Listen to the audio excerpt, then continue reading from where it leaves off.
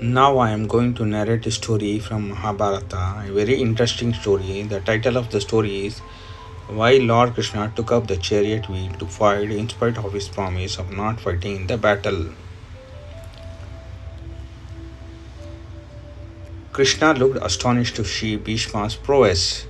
It seemed like the Kuru warrior would consume the three worlds. Bhishma stood in battle like the destroyer on the day of universal dissolution.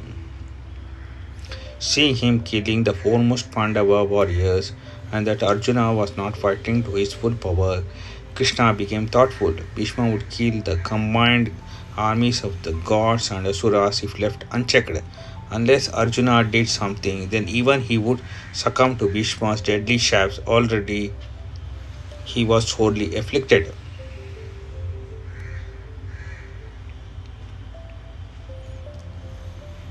Krishna reflected, I will personally slay Bhishma. I cannot tolerate the slaughter of the Pandavas. Arjuna is not doing what he should do out of his respect for Bhishma. Therefore, I will lighten the Pandavas' load by killing that best of men in battle.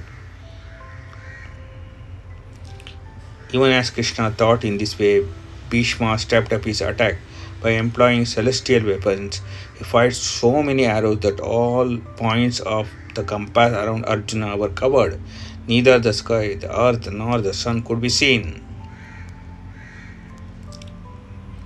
Yudhishthira's troops were crushed and forced back by the irresistible wall of arrows. Jumping down from their cars, they fled in terror.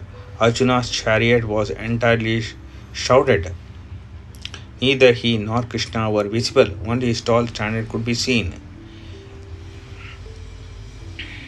Seeing him hard pressed, Drishtyadumna blew his conch and came to his aid.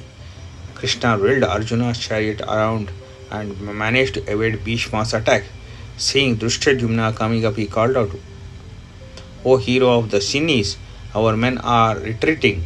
The grandfather is slaying them like a lion, killing deer. Behold, I will myself kill that hero of fixed woes, along with all his followers and the sons of Dhritarashtra. O Satvata chief, no one can escape me when I am angry. With great joy, I will secure the kingdom for Ajata Shatru.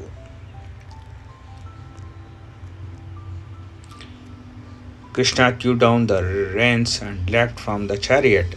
Taking up a nearby chariot, he raised it above his head as if it were his own favorite weapon, the Sudarshana Chakra. He ran toward Bhishma as a lion might run at an elephant. The end of his yellow silk garment fluttered in the dusty air, resembling lightning dancing in a dark cloud. The wheel in his hand seemed to glow with his own effulgence, as it looked as beautiful as the primeval lotus from which Brahma was born. Krishna's dark arm appeared like the stalk of the lotus, and his charming face, covered with beads of perspiration, was his filament. Seeing Krishna intent on Bhishma's destruction, the Kurus felt the end was near. Krishna looked like the all-destroying Samvartaka cloud which appears at the end of the millennium. Bhishma's limbs trembled and his eyes flooded with tears. Here was the Lord of the universe breaking his own promise to protect his devotee. The Kuru hero threw down his weapons and stretched out his arms. As Krishna approached him, he called out, Come, come, my lord, O supreme deity, lord of all the gods. I bow to you, seeing you forsake your vow to save your friend and thus fulfilling my own desire. I am satisfied.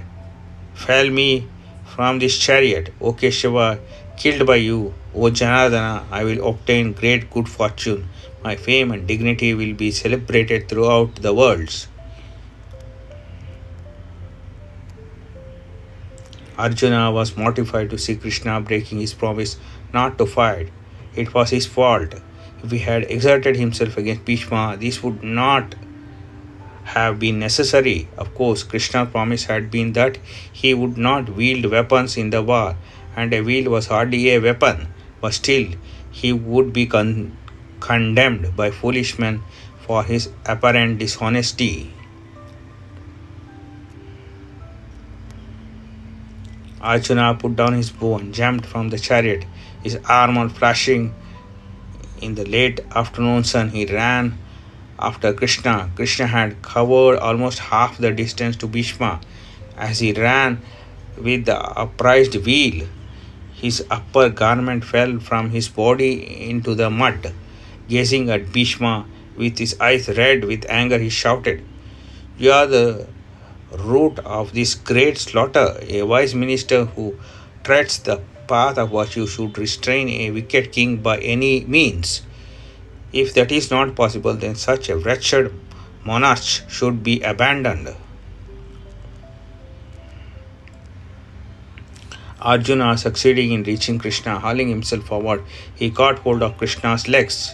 But even with Arjuna hanging onto his thighs, Krishna continued to run at Bhishma. Bhishma bowed his head and replied to Krishna as he came near, "You forever speak the truth, my lord. I told Dhritarashtra to abandon Duryodhana, even as Bhojas abandoned Kamsa. But he did not listen. Surely the destiny is all powerful."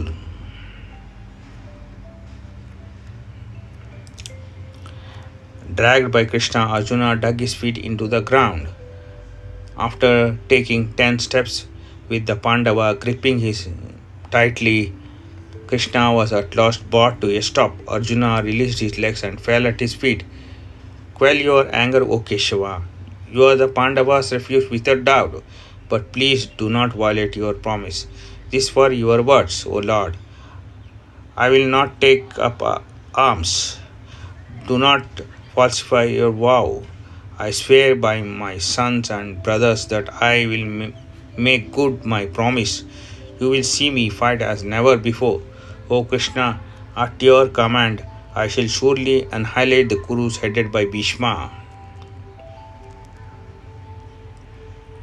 Hearing Arjuna's promise, Krishna was pacified. He lowered the chariot wheel.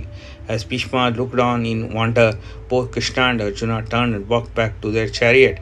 Even as they were returning, the sun set and the day's hostilities ended.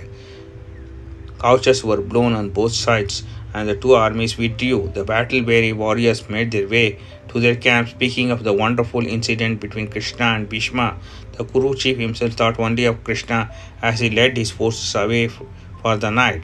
The image of Yadava hero running towards him with the upraised wheel would stay forever in his heart.